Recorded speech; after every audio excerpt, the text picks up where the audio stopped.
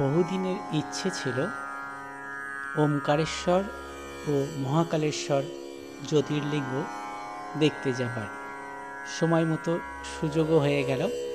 আমরা দুই বন্ধু মিলে বেরিয়ে গিয়েছিলাম দর্শন করতে।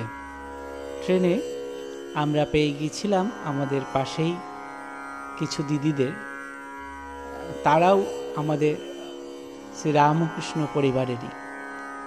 যাই হোক, তাদের সঙ্গে গল্পে আড্ডায় আনন্দে আমরা পৌঁছে গেলাম প্রথমে উজ্জয়িনীতে। প্রথমে বলে রাখি যে আপনারা যদি প্রথমে ওঙ্কারেশ্বর যেতে চান তাহলে অবশ্যই ইন্দোর পর্যন্ত টিকিট কাটবেন। ইন্দোর থেকে 100 কিলোমিটার দূরে ওমকারেশ্বর। এই রাস্তাটুকু বাসে যেতে হয় বা নিজেদের প্রাইভেট গাড়ি করে। ইন্দোর চলে গেলাম, পৌঁছালাম রাত্রি 12টায়। স্টেশনের সামনেই একটি হোটেলে সেই রাতের মতন জায়গাও পেয়ে গেলাম।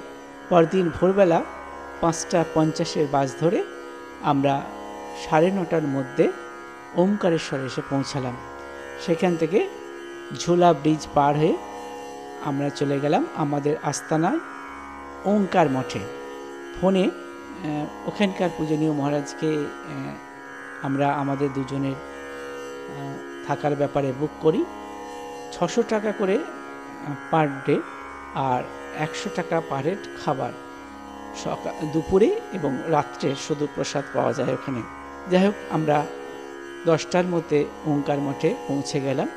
ওঙ্কার মঠে পৌঁছে আমরা স্নান করে প্রথমেই চলে গেলাম মামলেশ্বর দর্শন করতে। নদীর উল্টো পারে, অর্থাৎ যেদিক থেকে আমরা এসেছিলাম সেদিকেই হচ্ছে মামলেশ্বর, আর ঠিক তার অপোজিটেই আছেন বাবা ওমকারেশ্বর। মামলেশ্বর কিছু কিছু মত অনুসারে মধ্যপ্রদেশের এই ওঙ্কারেশ্বরে অবস্থিত মামলেশ্বর মন্দিরটিও একটি জ্যোতির্লিঙ্গ স্থান পেয়েছে। এই মন্দিরটি তৈরির সঙ্গে মহাভারতের পাণ্ডবদের সঙ্গে যুক্ত আছে এবং মহাভারতের পাণ্ডবরাই ভগবান শিবের জন্য এটি নির্মিত করেছিলেন। এই মন্দিরটি চতুর্থ পাণ্ডব নকুল এর সঙ্গে সম্পর্কিত। মন্দিরটি খুবই সুন্দর, বেলে পাথরের কাঠামো এবং একটি বৃহৎ শিবলিঙ্গ মামলেশ্বর রূপে রয়েছেন।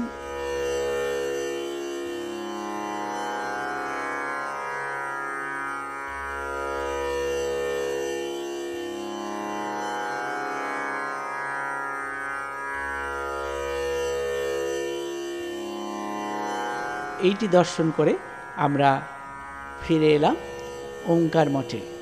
এখানে প্রসাদ পেয়ে দুপুরের একটু বিশ্রাম নিয়ে ঠিক সন্ধে লাগার আগে আমরা রওনা দিলাম ওঙ্কারেশ্বর দর্শনের উদ্দেশ্যে।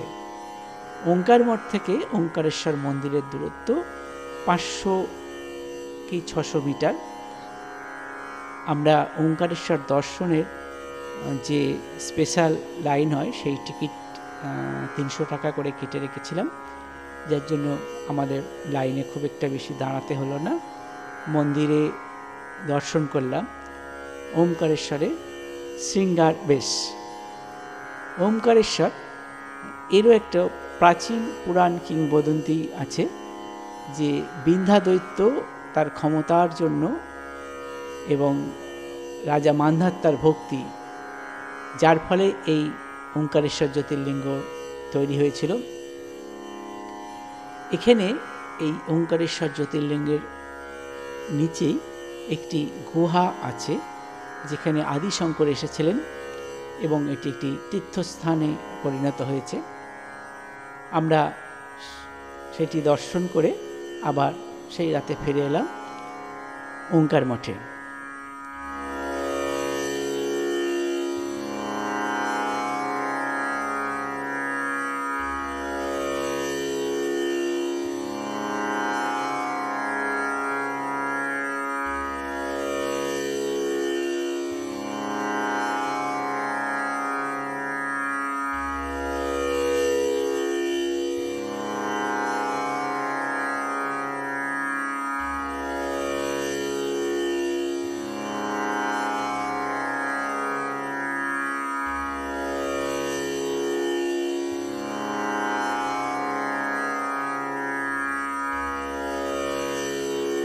পরের দিন সকালবেলায় আমরা আবার ওঙ্কারেশ্বর মন্দিরে দর্শন করতে গেলাম। খুব ভোরে ভোরে গিয়েছিলাম, সেখানে এমনি সাধারণ লাইনেই দাঁড়ালাম, খুব একটা ভিড় ছিল না। এবার ওঙ্কারেশ্বরের শিলারূপ দর্শন হলো।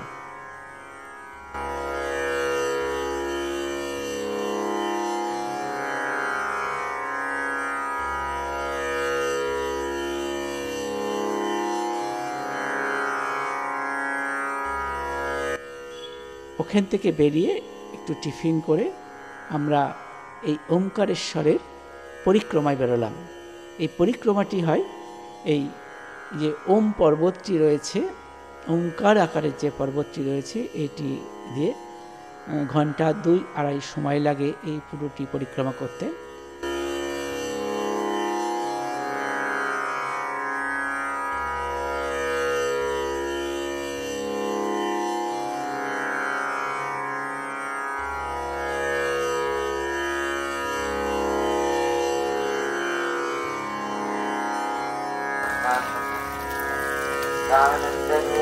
ওসব নিয়ে নে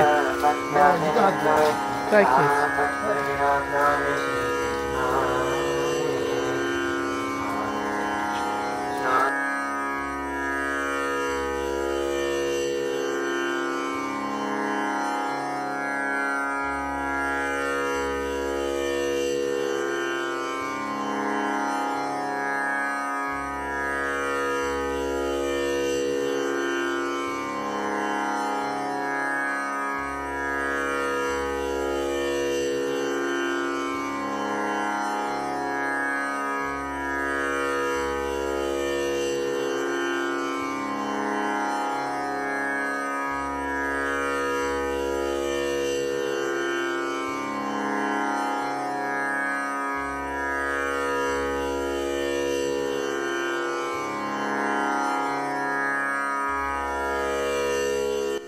এই পরিক্রমার প্রথমেই আমাদের পড়ল রামকৃষ্ণ মিশনের মন্দির। এটি এই অঞ্চলে সফেদ কুটি নামে খ্যাত। আসলে এখানে একটি সাদা রঙের ঘর বা মন্দির তৈরি হয়েছিল, সেইটিতেই রামকৃষ্ণ মিশন প্রথম শুরু হয়েছিল। দূর থেকে এই সাদা ঘরটি দেখে লোকে বলতো সফেদ কুটির। সেই থেকেই রামকৃষ্ণ মিশনকে স্থানীয় মানুষজন সফেদ কুটির বলেই বেশি চেনে। এই রাস্তার দুপাশে বহু পুণ্যাত্মা সাধুদের আস্তানা বা তাদের ছোট ছোট ডেরা রয়েছে, যদিও সেগুলো এখন বেশিরভাগই ফাঁকা। কিছু দূর এগিয়ে এসেই আমরা রামকৃষ্ণ মিশনে পূজনীয় মহারাজ আমাদের চা টিফিন দিলেন, সেগুলো গ্রহণ করে আমরা এগিয়ে চললাম।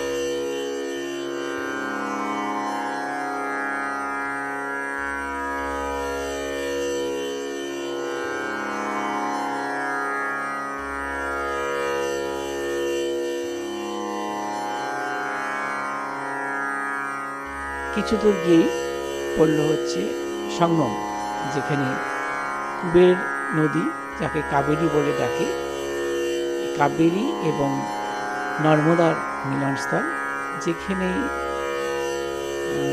যখন উজ্জয়িনীতে কুম্ভ হয় এই সঙ্গমেই মানুষজন এসে স্নান করে। এরপর কিছুটা হেঁটে আমরা আরও কয়েকটি মন্দির দর্শন করে শঙ্করাচার্যের যে বিশাল একটি স্ট্যাচু মূর্তি রয়েছে সেটি দর্শন করে তার পেছনে একটি সাউথ ইন্ডিয়ান মন্দিরে গেলাম। সেখানে শিব দর্শন করে আমরা ধীরে ধীরে একটি বসতি, পাহাড়ি বসতির মধ্যে দিয়ে আবার ওঙ্কার মঠে এলাম। সেই দিন রাতে আমরা ওখানে থাকলাম। পরের দিন ভোরবেলায় মহারাজ বলে দিলেন যে 6টায় একটি বাস আছে যেটি সোজা উজ্জয়িনীতে আসবে।